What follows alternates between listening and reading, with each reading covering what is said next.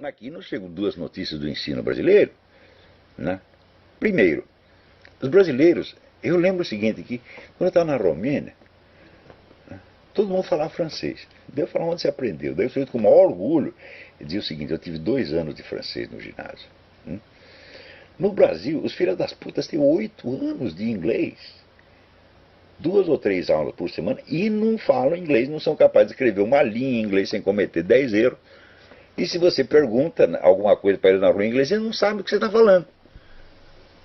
O que há? Acontece o seguinte, que a cultura brasileira ela é contra o conhecimento. Isso é assim desde o tempo da colônia. E ninguém fez nada para mudar isso. Daí o pessoal fala, não, nós precisamos fazer uma campanha para incentivar o gosto pela leitura. Eu digo, o gosto pela leitura? Mas o pessoal lê Playboy, lê o Almanac da Mônica, né? Lê a sessão de esportes. O pessoal lê pra caralho. O movimento editorial no Brasil não está ruim. Mas você só lê merda, porra.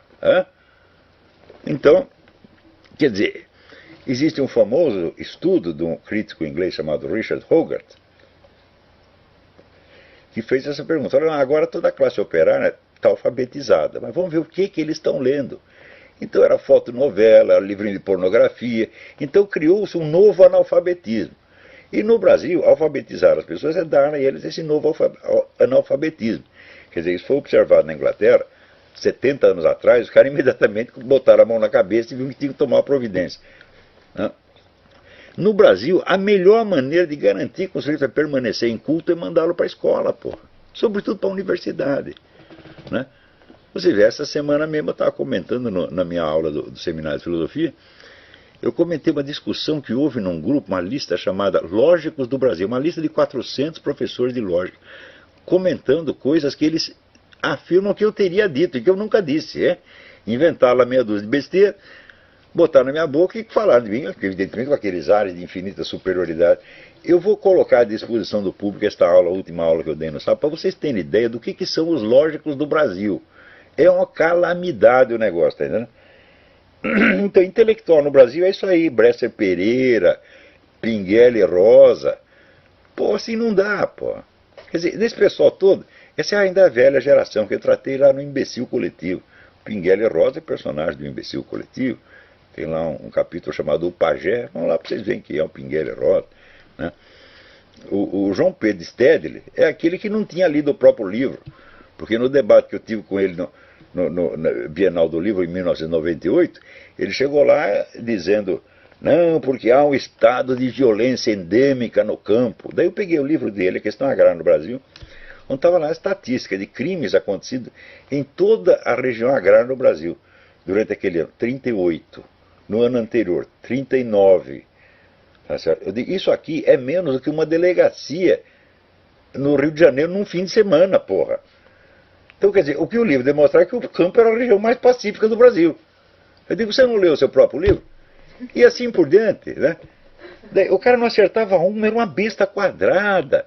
Ele falou, não, o regime militar matou os líderes das ligas camponesas. Eu falei, porra, mas isso foi em 63, caralho. Você nem sabe quando as coisas aconteceram, cala a boca, burro. Né? E ele, quer dizer, ele saiu tão humilhado, ele lá que saiu batendo pezinhos, dizendo, se eu soubesse que ia ser tratado assim, eu não viria. Eu falei, não deveria ter vindo mesmo, porra. Se vem discutir comigo, pelo menos estuda alguma coisa. Né? É esta intelectualidade que está aqui analisando a conjuntura internacional. Ai, meu saco! Né? É por isso que não vai, você está entendendo? Quer dizer, da mesmo modo que o Brasil, a cultura brasileira tem horror ao conhecimento, ela tem um amor infinito ao pseudo-intelectual. Quando você pega um intelectualzinho de merda, desse que fez um estudo assim sobre a história da escola de samba de Vila Nhocuné, você glorifica o cara, dá um título de professor, doutor, catedrático. É impressionante, impressionante, porra.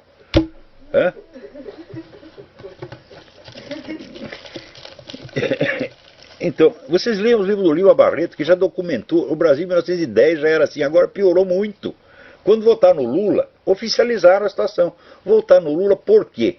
Porque ele é um semi-analfabeto, porque ele é um incapaz.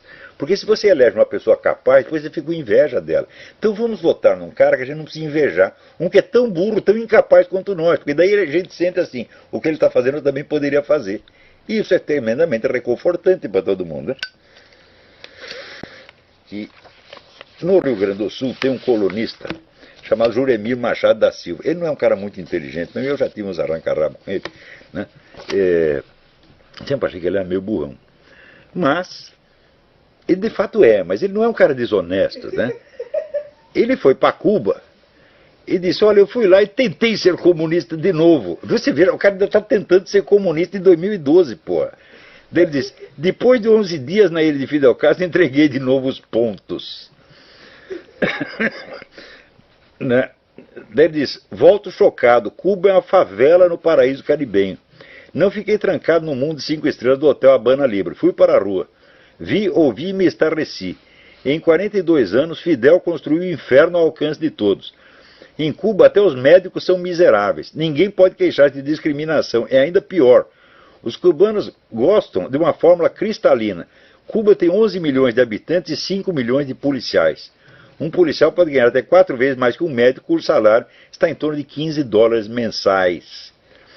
José, professor de História, e Marcela, sua companheira, moram num cortiço no centro de Havana com mais 10 pessoas. Em outros chega a 30. Não há mais água encanada. Necessitados de tudo, querem ser ouvidos. José tem o dom da síntese. Cuba é uma prisão, cárcere especial. Aqui já se nasce prisioneiro.